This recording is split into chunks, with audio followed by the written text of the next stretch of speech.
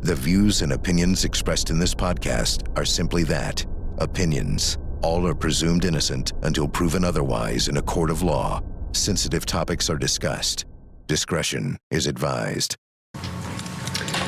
On February 22nd, Jose Ibarra put on a black hat, a hoodie-style jacket, and some black kitchen-style disposable gloves. And he went hunting for females on the University of Georgia's campus. And in his hunt, he encountered 22-year-old Laken Riley on her morning jog. And when Laken Riley refused to be his rape victim, he bashed her skull in with a rock repeatedly. That is what this case is all about. The evidence will show that Laken fought. She fought for her life. She fought for her dignity. And in that fight, she caused this defendant to leave forensic evidence behind. She also marked her killer for the entire world to see. The forensic evidence that he left behind in this fight is his DNA, and only his DNA and Laken's, underneath Laken's right fingernails. He also left behind in a struggle with her over her phone, because the court will hear that she called 911. He left behind his left thumbprint on her iPhone, which was found not far from her body at the crime scene. And it is that forensic evidence alone that would give you enough evidence to find him guilty as charged on the counts in this indictment. But the evidence in this case will come in basically three forms. There'll be forensic evidence, there will be digital evidence, and there will be video evidence. And all three forms of those evidence will point to one person, Jose Ibarra, as the killer of Laken Riley. And this is not working. We'll start with a timeline, and the timeline is established by a lot of the digital evidence that you're going to hear about. And for Laken, that timeline begins basically at 9:03 in the morning. At 9:03 on Thursday, February 22nd, Laken Riley did something that she does all the time, and she went out for a morning jog.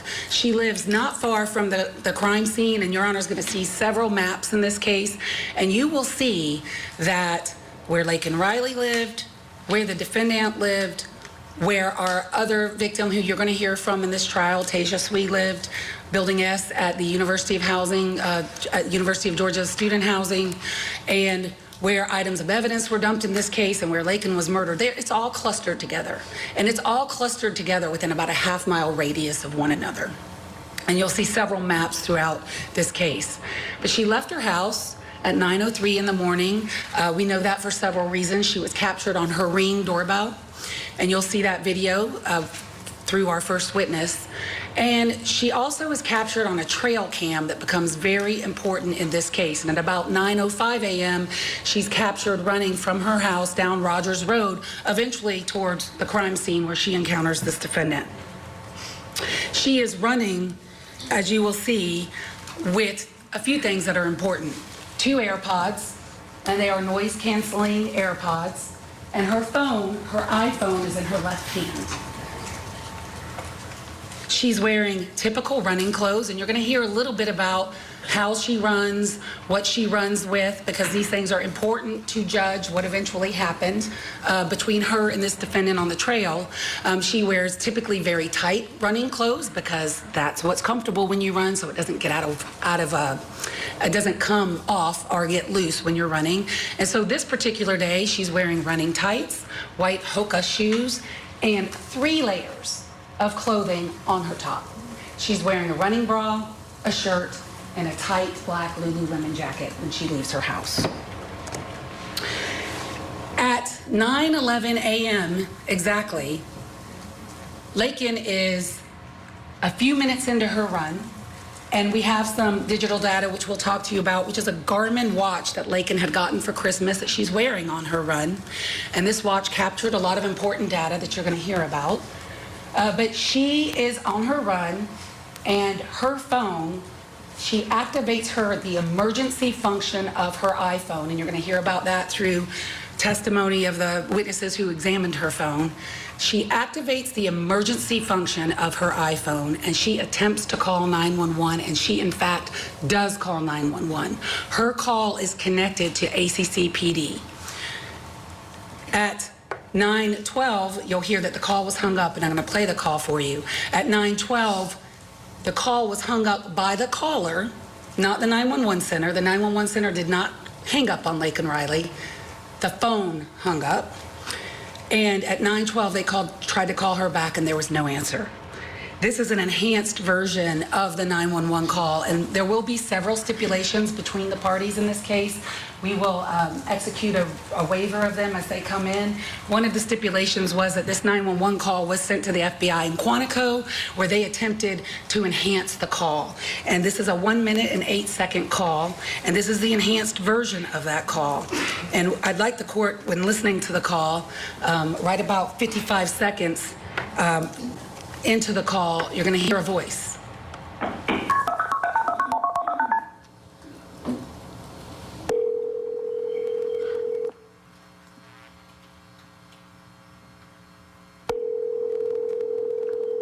Clark County 911. Hello, this is Clark County 911. Hello, Clark County 911. Can anyone hear me?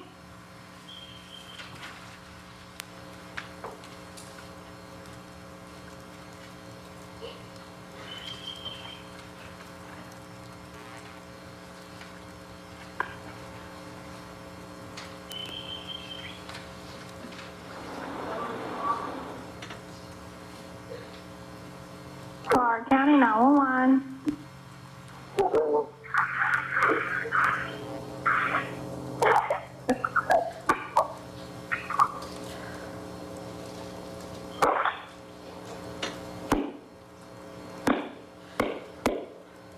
Yo Tango.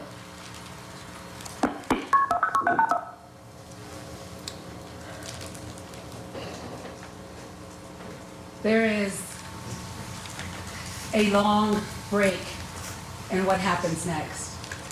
It was Laken's mom, who Laken usually talks to on her run, who started calling Laken at around 9:06 that morning. And you'll just see the call logs from that and the evidence of that through Laken's phone. And when she could not reach Laken, she began calling Laken's 3 roommates. What a strong opening statement this prosecutor is giving, talking about how Jose Ibarra allegedly went hunting for females that day. And that's when he came across Laken Riley, they say. What a fight this is going to be. Prosecutors coming out swinging in the case against defendant Jose Ibarra, the man here in the United States illegally who's accused of murdering Georgia University nursing student Laken Riley. She was 22 years old, out on a jog, and the state is saying that this guy was hunting for females that morning. They allege that he beat her so badly with a rock that he disfigured her skull. Let's go back in now for more of the State's Open. And you'll read all 3 of them: Lily Steiner, Sophia Magana, and Connolly Huth. All 3 of them are University of Georgia students at the time. They were all seniors. And Laken herself was at UGA, but had recently transferred to the University of Augusta Athens campus because she wanted to be a nurse. But the 4 of them still live together. And the roommates are all, I would say, technologically savvy and security savvy. And they all 4 had iPhones. And there's a function with an iPhone called Find My iPhone, which you can share your location with other people. And the 4 ladies in that house, roommates, shared their digital location with one another 24/7. And so when Allison Phillips, Laken's mom, began calling and looking for Laken, she notified all the roommates. And then the roommates started checking the ring door camera, checking for Laken, texting Laken, calling Laken, and no response. I will say that this particular day, February 22nd, 2024, happened to be the day where there was a widespread phone outage by AT&T. And so some of the girls did have AT&T as their service provider. Laken did not. She is Verizon. And so the girls were having phone problems due to that widespread outage. And so you'll hear about how that kind of interfered with their ability to really find where she was. But eventually, they could not find her. They could not find her for hours. And even though Laken would go out on long runs, she always had her phone with her, so they became concerned. So at around 11:30 on the day of her murder, two roommates, Sophia and Lily, went and walked the trails back behind the intramural fields at the University of Georgia where Laken used to run, but they also had her digital profile. And her digital profile put her in the middle of the Oconee Forest, and they had noticed that she had not moved. She had not moved for hours. And so they walked to where they could last see her digital profile, and the two roommates found one of Laken's AirPods. They photographed it, they collected it, they went back to their house where they could have Wi-Fi to connect because they had no phone service in the forest and an outage was on. And at 12:05 p.m., they called the University of Georgia police and reported that Laken Riley was missing. So it isn't until the police respond immediately, and they take that digital profile, and you'll meet Sergeant Maxwell. He is the officer that found Laken's body. And it takes him, even with her digital profile, this is a very forested area, and she obviously wasn't on the running trail, she was off the running trail. And it took him about 25 minutes, even with her digital profile, for him to locate her. And he did locate her, and you're going to see the body cam footage of him locating her.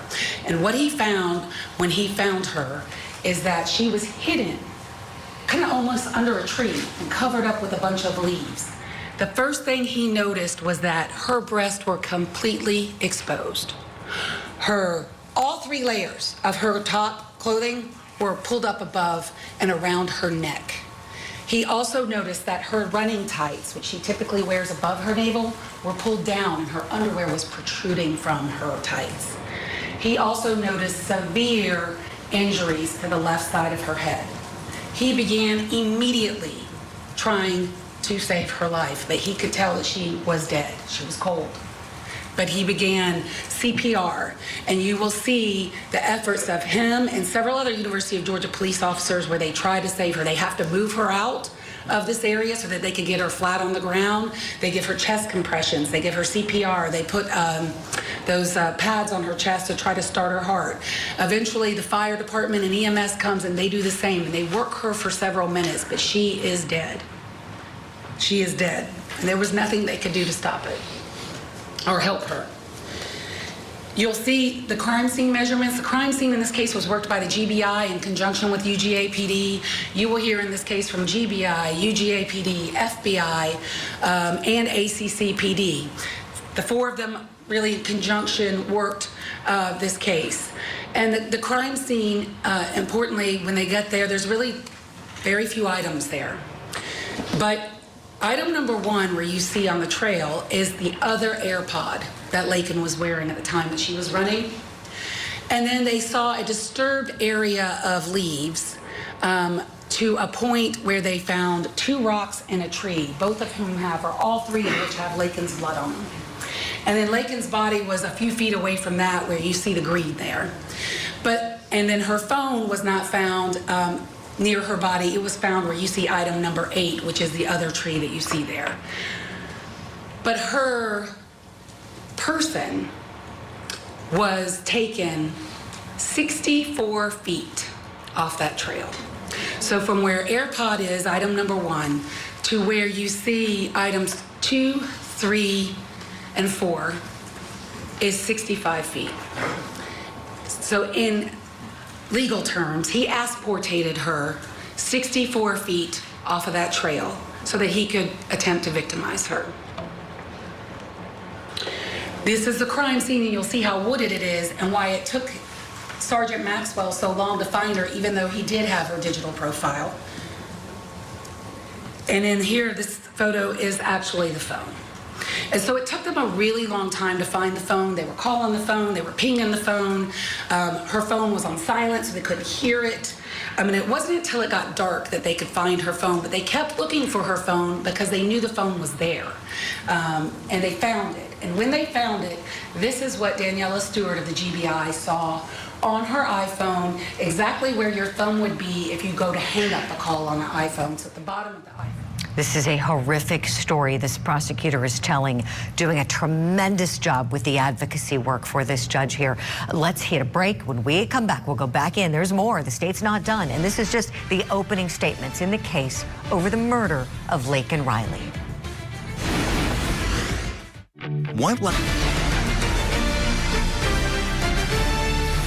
Back to court we go. We're in Georgia in the trial over the murder of nursing student Laken Riley. Let's go back in.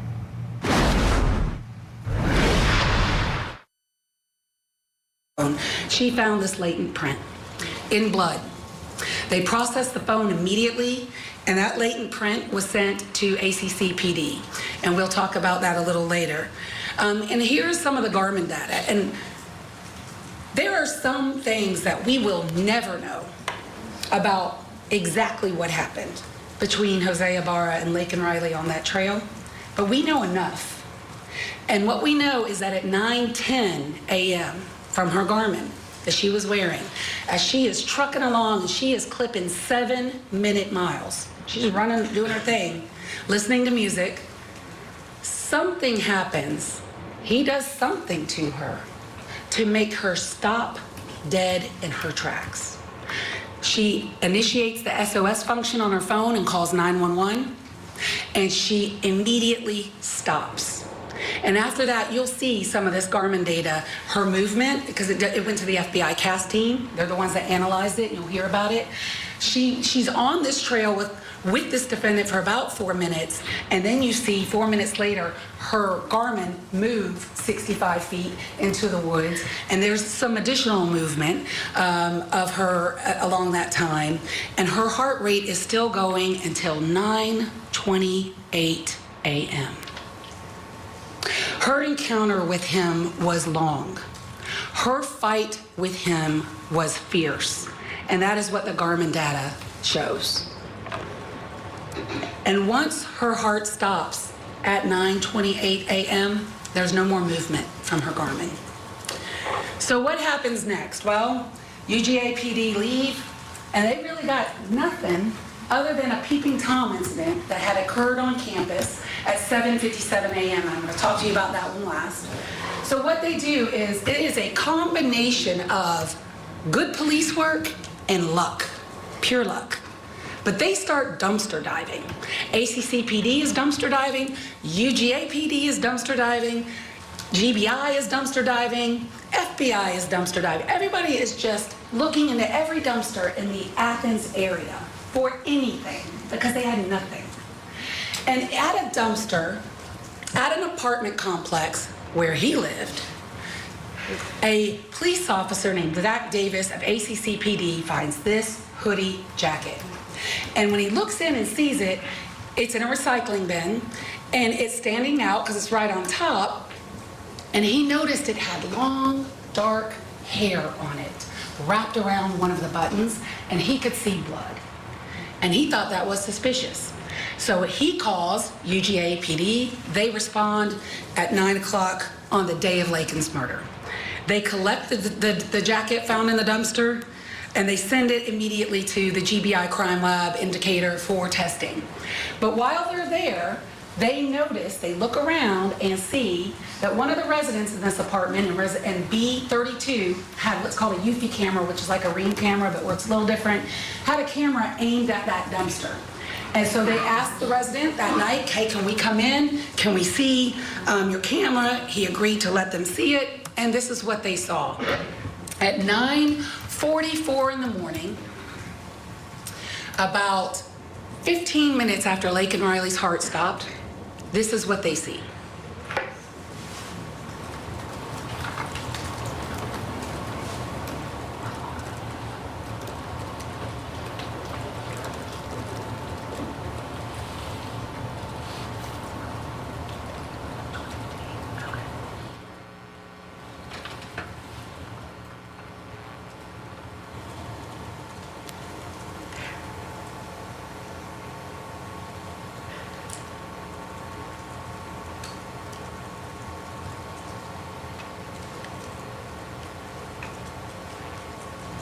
This pause here, I'm going to bring in our guest analysts who are watching along, Jennifer Coffindaffer and Joe Tamburino. Jen, I want to go to you. What's your reaction to the state's open, please? Well, first, I do want to say it's so well organized. What a great job with the graphics. What a great job inserting video.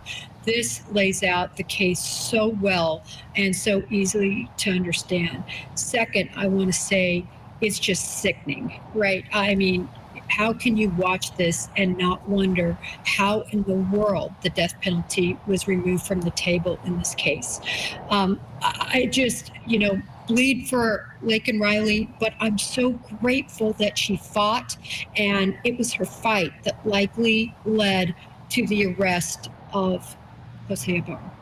Right, Jen. She fought for her life, as the prosecutor noted here. We're getting new information that they say it was a rock that they claim he used, that he beat her so badly he disfigured her skull. Joe Tamburino, this evidence, this prosecutor has a lot to work with here. There's a mountain of evidence against this guy.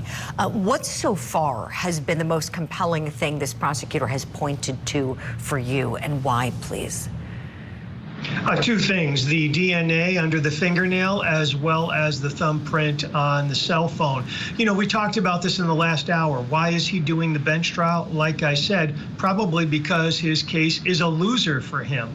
The evidence is overwhelming. He will be convicted by this judge. And what's so sickening about it is, obviously, this is just a terrible, terrible crime. There's no doubt about that. But what's just maddening and sickening about it is he shouldn't even have been here. He crossed the border illegally. He was let go by ICE. He was arrested in New York. They let him go, and now this poor woman is dead. It's just maddening. It really is, Joe. You're absolutely right. And how about the heartache for her mother? I mean, so we know that Laken Riley was trying to call for help.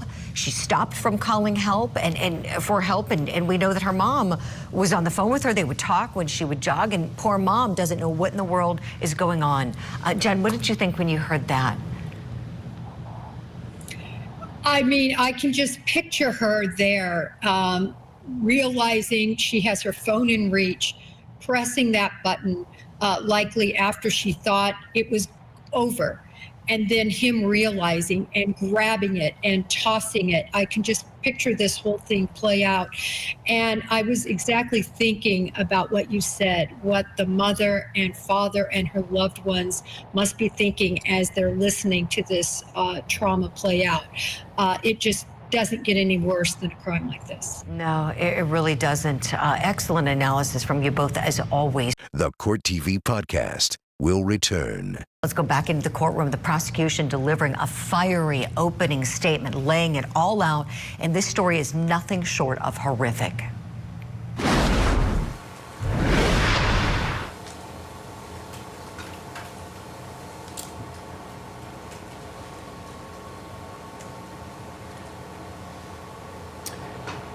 So they saw an individual who they did not know who it was at the time, dump the jacket in the dumpster and go to those bushes there and dump something there. So they go to the bushes, and this video has been enhanced, and I'm sure you're going to hear a lot of testimony about this video, enhanced the best they could by GBI Cyber. And I know the court sat through some motions to suppress where this black Adidas hat, there was a lot of discussion about, and you're going to hear more about all of those things. But this is an image that they locked in on and began to circulate around the neighborhood, or as the cops call, a bolo.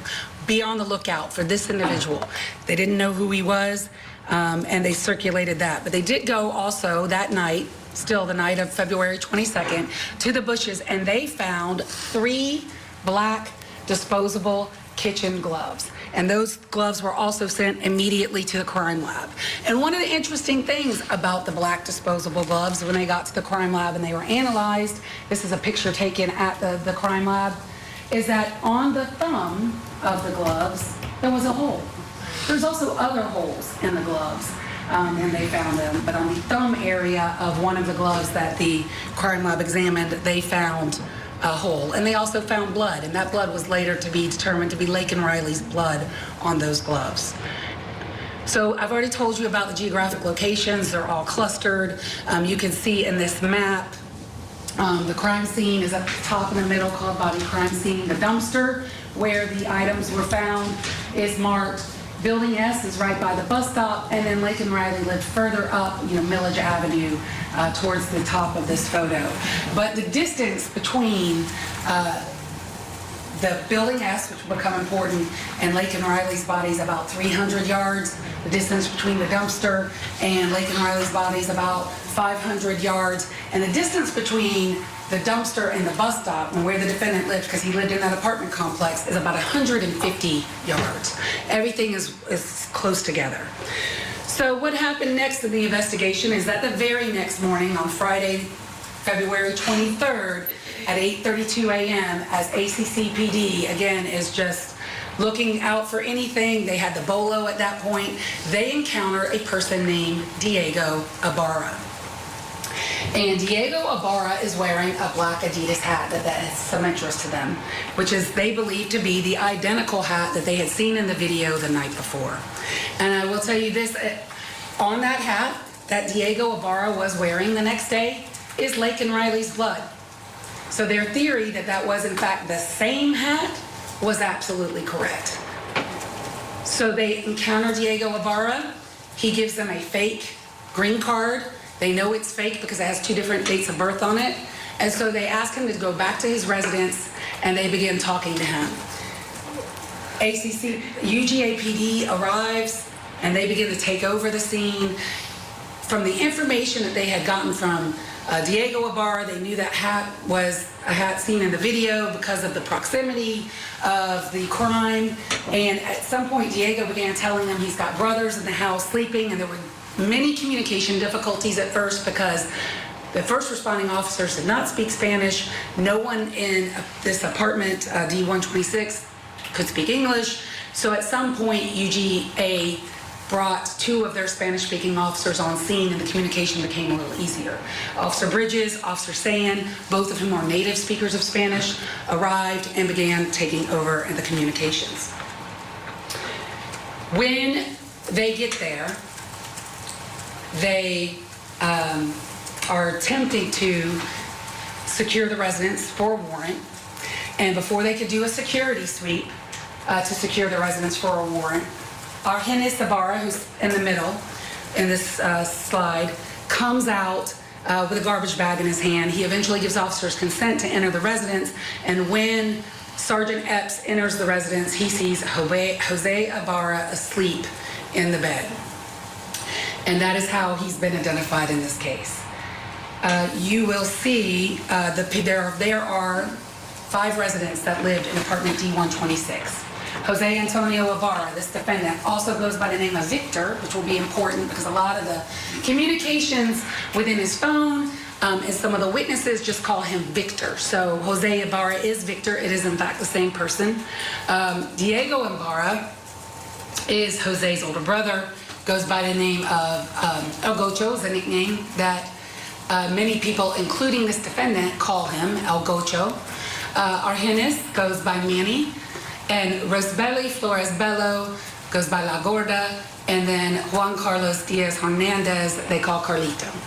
And I suspect the state will tell you right now you're going to hear from Rosbelli in that residence. You will also hear that all the residents, Diego, Argenis, and Rosbelli, at least those 3, are currently in federal custody on some immigration issues. But we are going to produce Rosbelli to testify to the court about the things that she saw and observed that day. And it is Rosbelli who identifies Jose Ibarra from the dumpster video.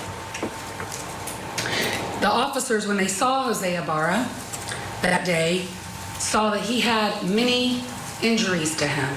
Scratches on his arm, scratches on his wrist, scratches on the back of his neck, scratches on his hand.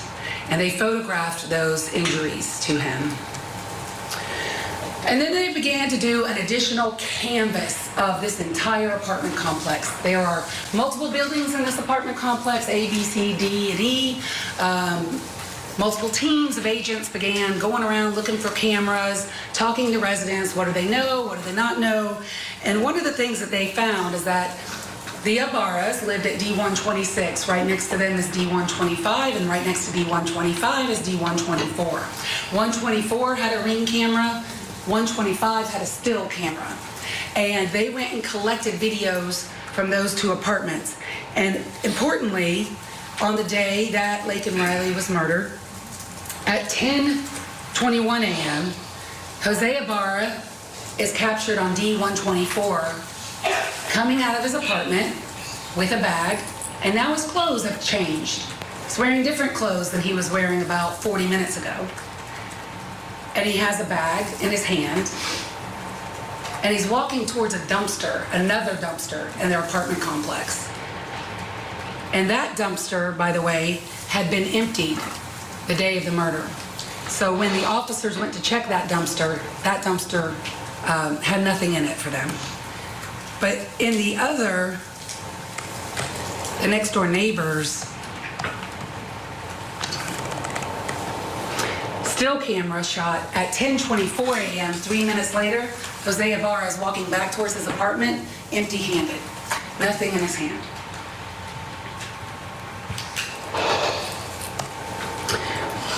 So they searched the residence that day, and they found a few things of significance. Number one, they found 3 more black disposable kitchen gloves, which were sent to trace evidence for plastics and polymer examination, and they concluded that they had originated from the same source as the gloves that were recovered in the bushes.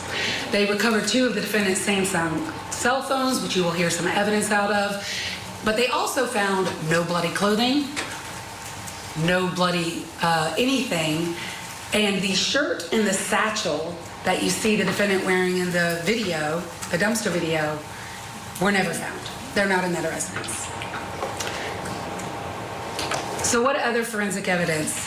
The parties will stipulate to the prior Daubert hearing that this court has heard, so we will not be recalling the fingerprint evidence, but we will have a stipulation with the transcript and all of the exhibits that thumbprint, that latent print that was on the phone was sent to ACCPD that night. And eventually, the digital image of that thumbprint on Laken Riley's phone was compared to Diego Ibarra, Argenis Ibarra, Rosbelli, and Juan Carlos, and they were all excluded. They didn't leave that thumbprint behind. It was matched to this defendant, Jose Ibarra. It is Jose Ibarra's left thumb on Laken Riley's phone. And the analyst or the expert who did that analysis testified at the Daubert hearing. He showed the court 15 points of comparison that he found, and his results were peer-reviewed by another examiner. They were peer-reviewed blind, and she agreed with him. There's also DNA in this case, and you're going to hear about 3 different types of DNA: traditional, YSTR, and true allele. All true allele is probabilistic genotyping, but it is a computer software program that deconvolutes or separates complex mixtures of DNA. That's what true allele does. But before you can go to true allele, you have to start with traditional DNA. So all of the items of evidence that you're going to hear DNA results from started with the traditional DNA. They were swabbed, they were amplified, they were quantified, all the things that you do with regular DNA. But we do have some regular DNA results in this case. First and foremost, the jacket.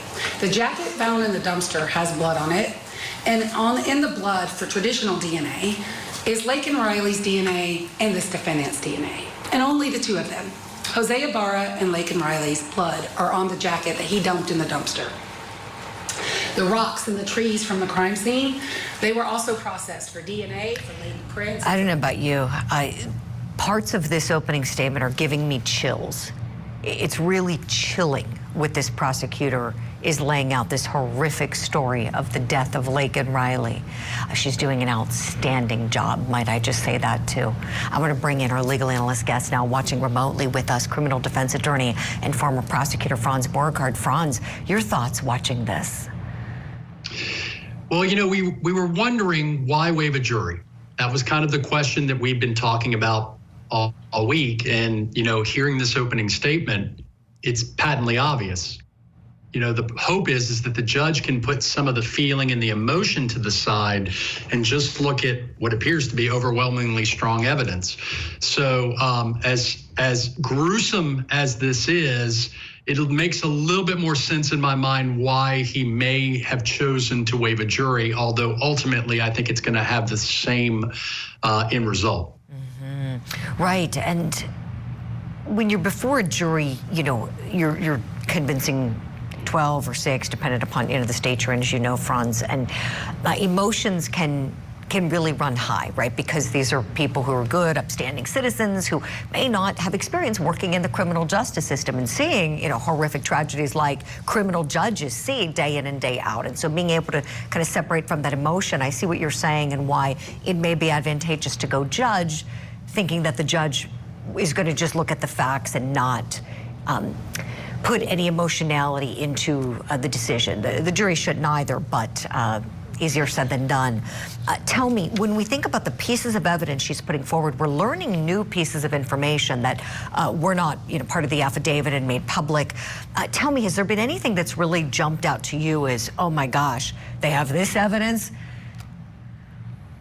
Well, you know, it was always a strong case, but for me, the DNA is always going to be a subtle burden shifter, Julie. And by that, I mean the defense doesn't have any kind of burden to put on any kind of presentation or case. But when all of a sudden we have DNA in a place where it's not supposed to be, then if I'm a juror or a judge, I'm looking at the defense and saying, hey, what's that about? How are you going to explain that? And if you can't explain that, it's like the Titanic going down. It's just going to keep sinking from there. So for me, what I'm listening to is the forensic evidence, the true alleles, which I love. I find it incredibly interesting. But look, at the end of the day, this feels like a very good case for the state. And so what I'm listening to is you better have a really good defense lined up, or otherwise this is just going to be a slam dunk. Right, Franz. I agree with everything you just said. For me, the one piece of evidence that jumped out was her pointing to the hat, that black ball cap that has Laken Riley's blood on it, the state says. And he's seen wearing the cap even after she was killed. So for me, that was one piece of evidence I hadn't heard about previously that I think, again, as you said, Franz, is adding to this mountain of evidence against this guy. Now, back to the Court TV podcast. The case over the murder of UGA nursing student Laken Riley, the state delivering a powerful opening statement to start off this trial. Let's go back in together where we left off. Also processed for DNA, prints, and for everything we got. But on the rocks in the tree, just Laken's DNA, Laken's blood on the rocks in the tree. They attempted at first, which is protocol, to do what's called YSTR DNA testing on Laken's fingernails. So both her left and her right hands were swabbed by the medical examiner in this case, and they were both sent to DNA for analysis. YSTR is a better fit for trying to separate male and females because only males have Y chromosomes, and so they attempted YSTR first, and they were successful. The problem with YSTR, and the officers did gather the DNA of Jose Ibarra, Diego Ibarra, and Argenis Ibarra. They are brothers, and blood brothers share the same paternal line, and they share the same YSTR profile, unless there's a genetic mutation. And what the lab found when they tested the fingernails of Laken Riley is that, first of all, the left hand, there's nothing. No DNA of any other person other than Laken. But on her right hand, there was male DNA. And for the YSTR testing that they tried first, Jose Ibarra could not be excluded as the donor of that YSTR profile, and neither could Argenis, because, again, they're blood brothers. They share the same YSTR profile. But Diego could be excluded, and that's because Diego carries a genetic mutation that the lab was able to see, and he was able to be excluded as the donor of YSTR profile underneath Laken's nails. But after the YSTR was done, it was then sent to True Allele, along with a lot of other items. And when True Allele tested, and the data was sent into the True Allele program. It didn't test it, but when the data was sent into the True Allele program, True Allele excluded Argenis as the donor. True Allele excluded Diego, who had already been excluded by STR anyway, but True Allele matched Jose Ibarra to the DNA underneath Laken's right fingernails, to this likelihood ratio, which I have before the court here. 10 billion times more probable than a coincidental match. I will tell you the gloves that were tested, that's all just Laken's blood, the black gloves that were in the bushes. There's a straw that was tested, that is the defendant's blood. I want to talk to you about that a little later. And then the hat, the black Adidas hat, is also Laken's blood. And then the jacket also did contact swabs. So in addition to the blood on the jacket, they did contact swabs that were sent to True Allele. And again, it's the defendant and Laken on the jacket. But importantly on this dark blue jacket, also Laken's hairs that were sent, that were wrapped around the button, were sent to trace evidence. They are consistent with Laken Riley's hair, and of course it's consistent with her long dark hair and all the microscopic analysis on it. Her DNA is on that jacket, so there's really no need to do DNA on the hair because her DNA is already on the jacket in the form of blood, but they looked microscopically at her hair and it's consistent with her hair. But the important thing they found about several of the hairs, I believe over 15 of them, is that they were forcibly removed from her head.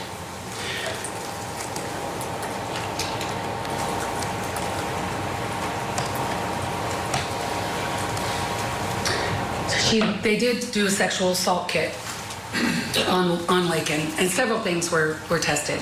But the bottom line is her entire sexual assault kit was negative for male DNA. Her clothing was looked at with AP, P30, you'll hear about that. There's no semen present.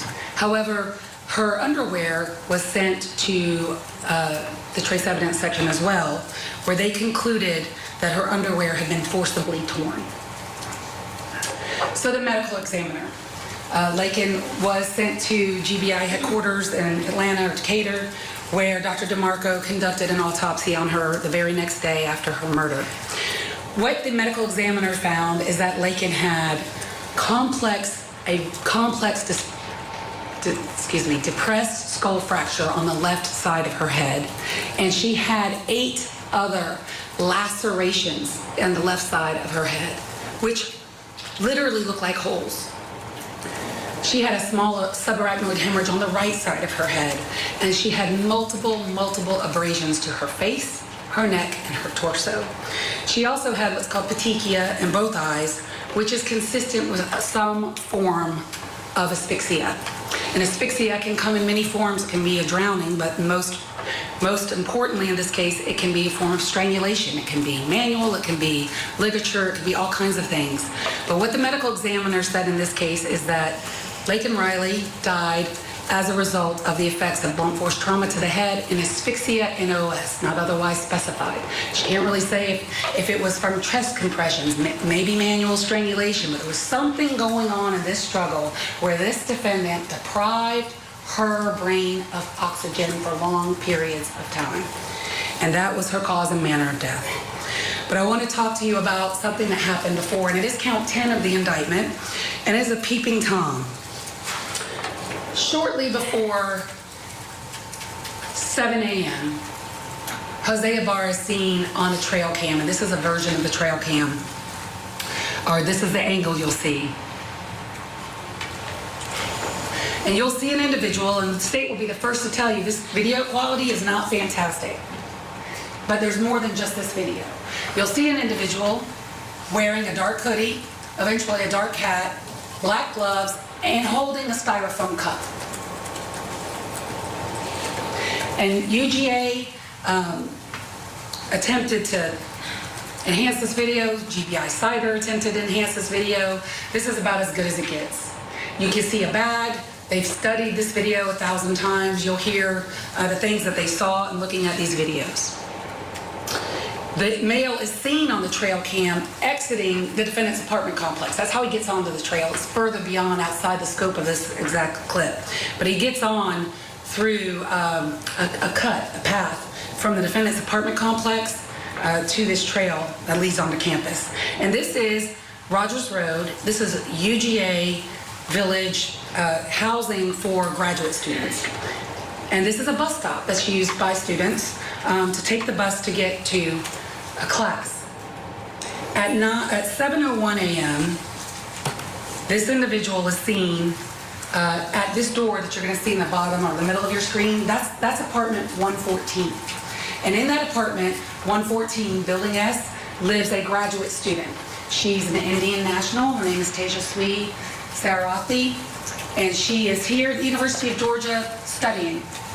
This defendant is seen trying to open her door at 7 o'clock in the morning.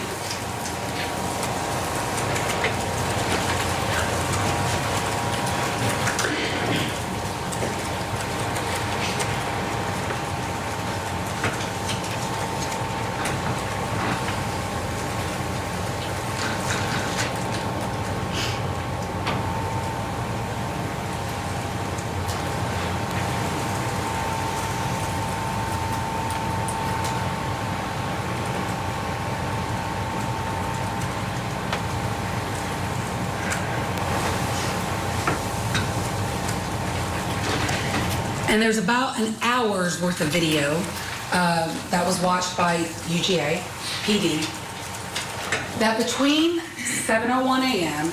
and 7:57 a.m. on the 22nd day of February 2024, about 70 minutes before Laken Riley is murdered, this defendant goes to the door of apartment 114 6 times.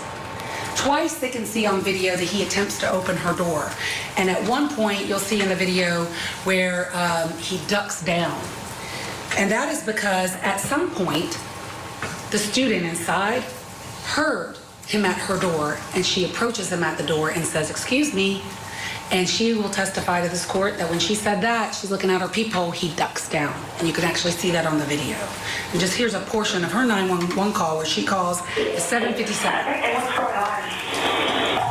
Talking with some of my colleagues as we're watching this prosecutor deliver her open, which is excellent, by the way. And we're looking at this defendant's face. Doesn't he look surprised?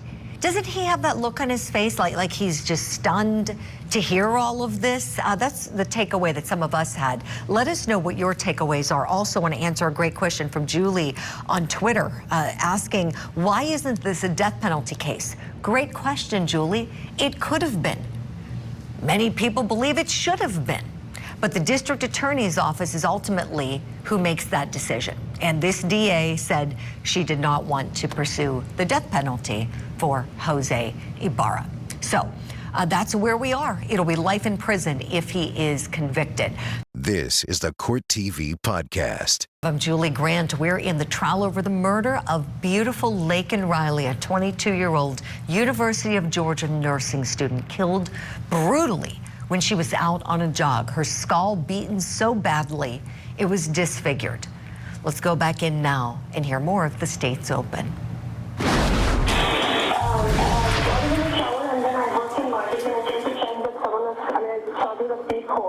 Someone was trying to open the door, and then I said, "Excuse me," and then they just ran away, and then now they kept trying to look through my window.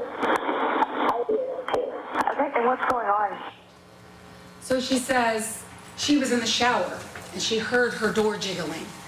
And she said that somebody was at her door. She says, "Excuse me," he ducks down and he tries to look through her back window and does look through her back window. This is her back window. This is the backside of Building S, and this is exactly how it was that morning. This is body cam footage of Officer Bridges, who's one of the officers that responded. Her blinds are open wide. They're open, not only open, but they're pulled up more than halfway. The right side is her living room. The left side window is her bedroom. Wide open, her blinds were that morning. She said that's how she kept it because it was kind of a dark place. and it was more comfortable for her to have some lighting. And that's how her windows were. And she said when she turned around, she could see the person who she can't identify. We'll be the first to tell you she can't identify him. She didn't get a good look at his face. He had that hat over his face. He had a hood on. She describes the clothing, dark hat, dark jacket. Didn't get a look at his face because when she looked through the peephole, he ducked down, but she could see him peeping into her window, looking into her window. So the FBI CAS team is a specialized team with federal government that analyzes digital evidence. And they were brought in this case to look at data from the defendant's phone, the victim's phone, cell phone records, all of these things.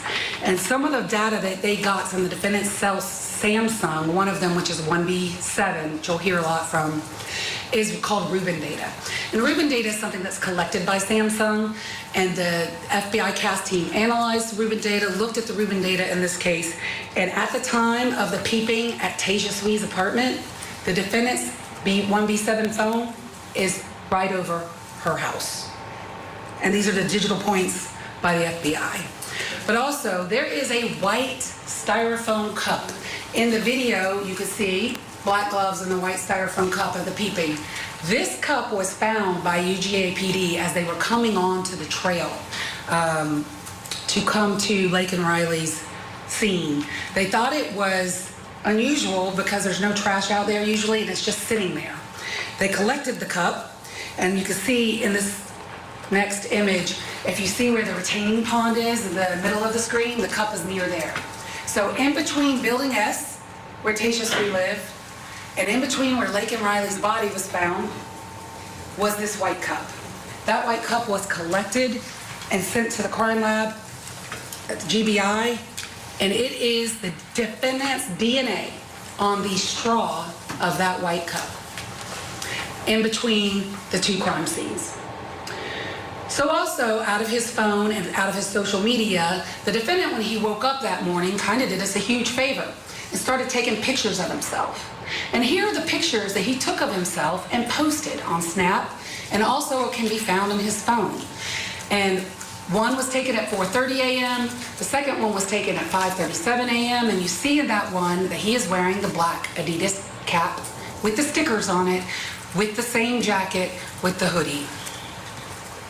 Also, he took pictures of himself wearing the same shirt that you see in the video of B32 and the bag that was never found that you see on the side of him in some of the videos taken on the day of Laken's murder. And also you can see from, again, D124 and D125, the day before the murder, he is wearing the evening before the murder, so this is the 21st at 9 p.m. He's wearing the same clothes.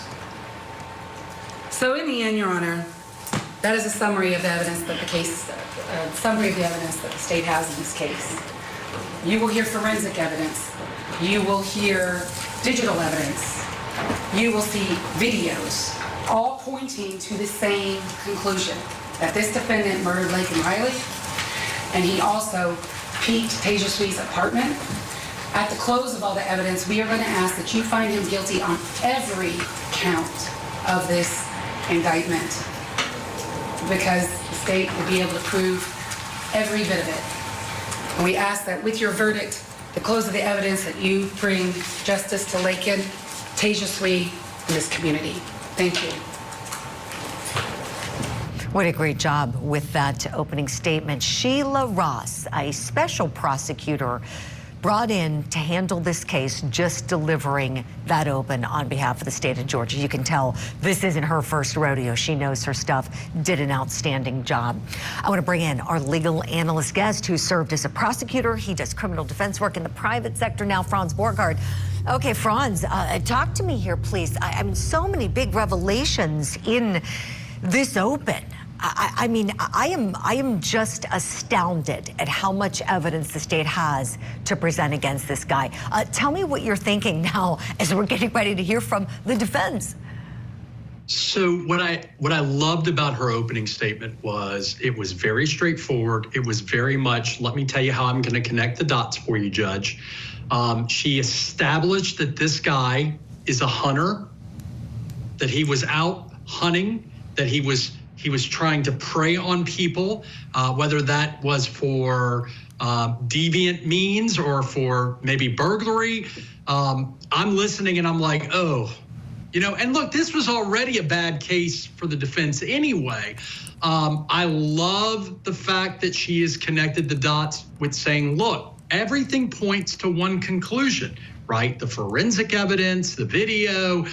I think she did great. And what I really liked about her, Julie, was it's a judge trial, so she doesn't have to go over the top. She doesn't have to put on a performance and still be a very effective advocate, and she did a great job of that. Yeah, she sure did. She sure did, Franz. Okay, so if you're the defense team, what might you do here? Do you give an opening statement and follow that? Do you waive it, considering the fact that the defense has no burden and your client is cloaked in the presumption of innocence? What's the best way to handle this, Franz? So I will tell you, Julie, that in 20 years, I've never waived an opening statement with a jury. However, this might be a case where I might waive it because it's a judge trial. Because standing up and saying, hey, I'm asking you to be patient, I'm asking you to listen to all the evidence, Judge, before you make a conclusion, that's kind of like looking at the judge saying, hey, I don't trust you. So why get up and say that? Now, maybe they have a theory of a case that vastly diverges from the state's, and if they need to plant that seed in the judge's brain, then that is the only benefit to me, in my mind, of them standing up and doing an opening. Because right now, there is no benefit with a judge trial. There's no benefit to them doing it. Mm-hmm. Right, Franz. In different jurisdictions do things differently. I was telling my team, customarily, I practiced in Pennsylvania. If it was a bench trial, it was typical to waive opening statements, whether you were the state or the, in this case, so high profile, right? I fully expected the state to bring it, and she knocked it out of the park. Franz, one clarification I wanted to give to our viewers. I got a great question about how this case isn't being pursued as a death penalty case and why. And wanted to make a distinction here. So the district attorney, her name is Deborah Gonzalez. She is the one who made the final call that the state would not pursue it as a capital case and not seek the death penalty, even though they could have legally on the facts. Sheila Ross happens to just be the special advocate, special prosecutor brought in just to do this case. So I wanted to make that distinction for our viewers. Franz, when you've heard all of this evidence, I'm curious if you've been thinking about how this defendant really is getting a gift, even going into day number one, knowing that the stakes aren't as high as they could be penalty-wise. Well, I think that's why we're seeing a bench trial. Is I think that he gains and loses nothing just sitting back and letting the process play itself out. He probably wasn't offered anything. And look, for the viewers, I will tell you, as a former prosecutor who indicted individuals on murder, I had cases that could have been capital cases, and I talked to victims, and ultimately what I found was when I explained the distinctions between capital cases and how long they take and the process, and what happens when we don't pursue a capital case, and how you're not waiting decades to get a resolution and conclusion. I'll tell you, in my experience, many of the victims were like, no, we don't want to be living with this for the next 30 to 50 years. Pursue a non-capital route. Let's get a conviction. Let's put him away for life. And then we can have whatever closure we can gain out of it. And a lot of times I was surprised because the victims were the ones saying, hey, I don't want to pursue the death penalty if it's going to take that long. That said, he has been given a gift by not being in a capital case right now. And I suspect, again, that's why he's waived the jury. He's sitting back. Maybe his defense attorneys think maybe there's something that they can maybe do, but there's probably no offers, so he gains and loses nothing. Mm-hmm. Right, Franz. Great insight you're sharing here. I mean, just taking everybody into what happens behind closed doors, those private conversations that you would have with the victim's family. And so we can assume that the district attorney, Deborah Gonzalez, did just that, and her office spoke with them at length. That's a very safe assumption to get the victim's wishes. But ultimately, as you know, Franz, the DA doesn't have to go with the victims in their position. The DA can choose what to do on their own without anyone else controlling that call. The Court TV podcast will return. It's time for the defense opening statements in the case over the murder of Laken Riley. Judge, the evidence in this case is graphic and it's disturbing. What happened to Laken Riley is graphic and disturbing, and it is a tragedy. The loss of any life that young and apparently full of promise is a tragedy. And I'm sorry that the family is having to go through this and be here for the presentation of this evidence. People have used this case for their own personal gain, financial gain, political gain. And while this process has its place for testing evidence, it's very poorly suited to healing hearts and minds. So it's the evidence that we have to talk about. And the evidence in this case is very good that Laken Riley was murdered. The evidence that Jose Ibarra killed Laken Riley is circumstantial.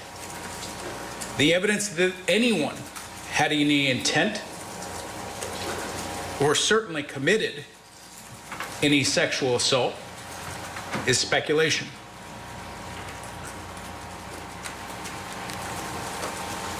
Most importantly, in this case, you'll hear no evidence that a sexual assault was committed. You'll hear nothing from the GBI, the FBI, UGAPD, ACCPD, that after looking at all of the evidence in this case, scouring for anything that could help prove this allegation in the state's indictment, that they found any biological evidence that would suggest that, any physical evidence that would suggest that. There's no injuries that are consistent with the sexual assault. And in this case, it's an effort to explain a tragedy, but it's not based on evidence. The evidence that Jose Ibarra killed anyone is circumstantial. The state's presentation in their opening had a lot of detail about information, again, that showed that this event happened. But upon a closer look at the evidence that links Mr. Ibarra to that event, it is lacking. You'll hear that his phone was in the area, and you'll hear that the cast team that ran the locations of this phone. And there is good evidence that the phone itself was in the area. What you'll also hear, though, is that when they looked into this phone, when they did a close examination of who was using this phone, it wasn't just Jose Ibarra. It was other people in that apartment who were using this phone. And that comes through an investigation into the accounts that were used through this phone, and also from people who met other people associated with this phone who had used the phone to message people. And so while the phone was there, that's true. It doesn't show that Mr. Ibarra was there. And you'll hear that Mr. Ibarra's fingerprint was on Laken Riley's phone. But you'll also hear that he was wearing gloves, supposedly. and that this hole that was supposedly in the gloves that they found would not have left that mark. You'll hear that someone in that video, in the so-called dumpster video. That's a fair point there. That's actually a really good point the defense attorney is making about how the fingerprint, if the suspect was wearing gloves. Look, this defense attorney's got a tough job to do, but somebody's got to do it, and he is trying. This is the Court TV podcast. The murder trial for defendant Jose Ibarra. We're picking it up right where we left off with the defense's opening statement. Was wearing an Adidas hat. That's true. When they find that hat, and specifically the hat that was tested in this case, it was worn by Diego Ibarra, not Jose Ibarra, Diego Ibarra.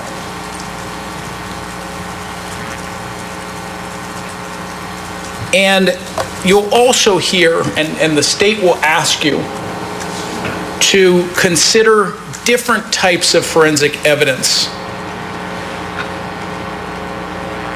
and to suspend your understanding of how that evidence is evaluated.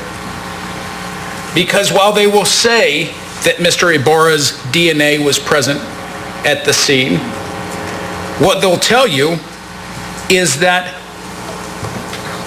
without this software that we can't test, this proprietary software used by the GBI, without that, their expert wouldn't have been able to say whose DNA it was. She wouldn't have been qualified to testify about whose DNA that is. So they have to use a machine. And they're going to ask you to trust that machine where the human being isn't good enough. But with this fingerprint, they're going to ask you to trust a person because a machine isn't good enough. When they run those fingerprints through the database of fingerprints where they know Mr. Ibarra's fingerprint is, it doesn't come up. And so while a machine is good enough in one situation to try to convict Mr. Ibarra, it's not good enough in another. And it's this kind of gymnastics that it will take to tell the story with this circumstantial evidence. We waived a jury trial in this case with the hope and trust that despite the nature of this evidence, that you could come to a verdict that was not just a way of easing this family's suffering, but it was based on an impartial and honest assessment of the evidence in this case. If that happens and the presumption of innocence is respected, there should not be enough evidence to convince you beyond a reasonable doubt that Mr. Ibarra is guilty of the crimes charged. This podcast is a production of Court TV. Go to CourtTV.com for more content, trials on demand, and to find out how to watch Court TV in your area.